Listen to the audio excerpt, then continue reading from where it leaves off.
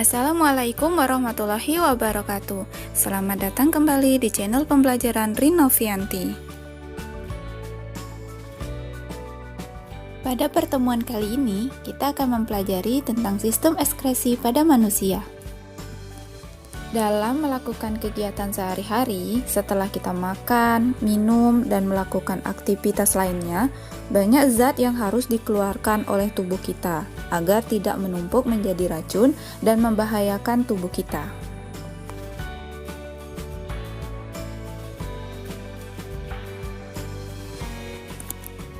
Proses pengeluaran zat sisa metabolisme yang tidak diperlukan oleh tubuh inilah yang disebut dengan ekskresi. Selain ekskresi, ada dua macam sistem pengeluaran oleh tubuh.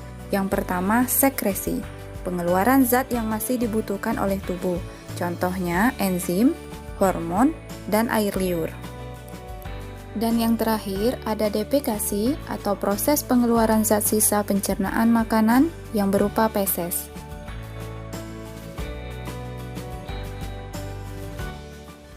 Terdapat 4 organ ekskresi pada manusia, yaitu ginjal, paru-paru, kulit, dan hati.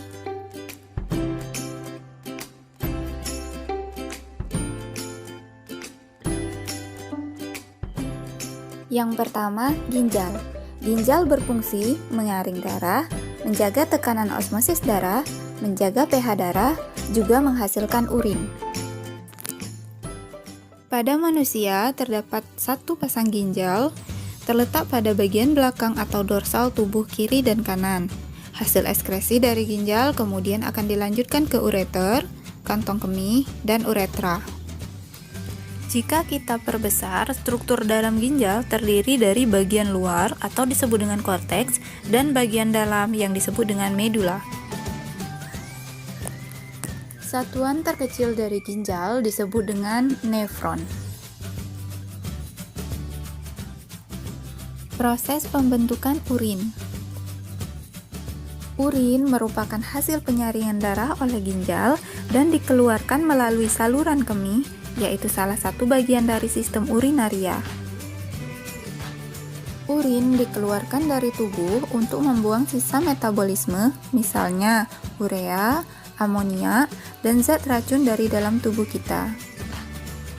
Proses pembentukan urin terbagi menjadi 3 bagian utama, yaitu filtrasi atau penyaringan, reabsorpsi atau penyerapan kembali, dan augmentasi atau pengumpulan.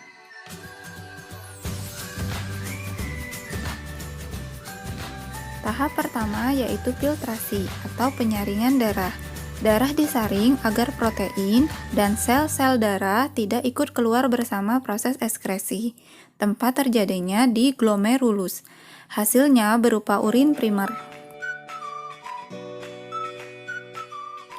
Tahap kedua yaitu reabsorpsi. Urin primer akan masuk ke dalam tubulus contortus proximal untuk dilakukan proses penyerapan kembali glukosa dan asam amino serta zat-zat yang masih bermanfaat di dalam tubuh. Hasil dari reabsorpsi adalah urin sekunder. Selanjutnya, urin sekunder akan masuk ke tahap yang ketiga yaitu augmentasi.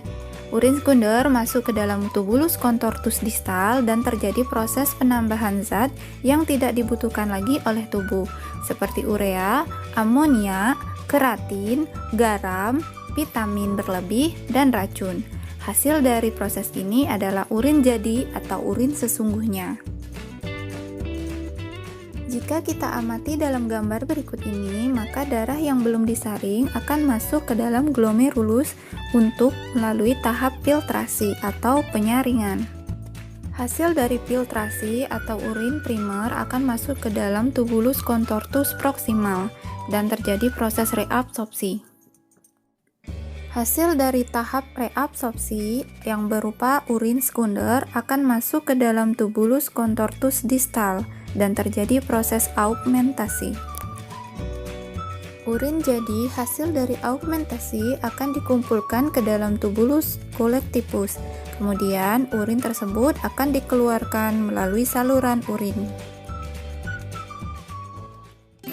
Nah, dari penjelasan tadi dapat kita simpulkan dalam bentuk tabel seperti berikut ini.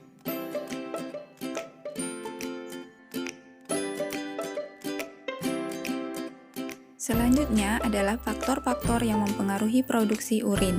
Yang pertama, hormon antidiuretik. Jika produksi ADH tinggi, urin yang dihasilkan sedikit dan pekat. Yang kedua, gaya hidup dan aktivitas. Semakin banyak kita melakukan aktivitas, maka urin yang dihasilkan sedikit. Faktor yang ketiga adalah kondisi psikologis. Orang yang sedang cemas, metabolismenya lebih cepat, sehingga urin yang dihasilkan lebih banyak. Faktor yang keempat adalah kondisi cuaca. Jika cuaca dingin, maka urin yang dihasilkan banyak, sedangkan jika cuaca panas, urin yang dihasilkan lebih sedikit. Faktor selanjutnya adalah jumlah air yang kita minum. Semakin banyak minum, maka produksi urin akan semakin meningkat dan sebaliknya.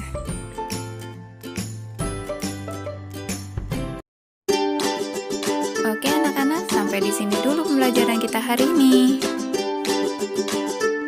Kita lanjutkan di pertemuan berikutnya ya. Tetap semangat untuk selalu belajar.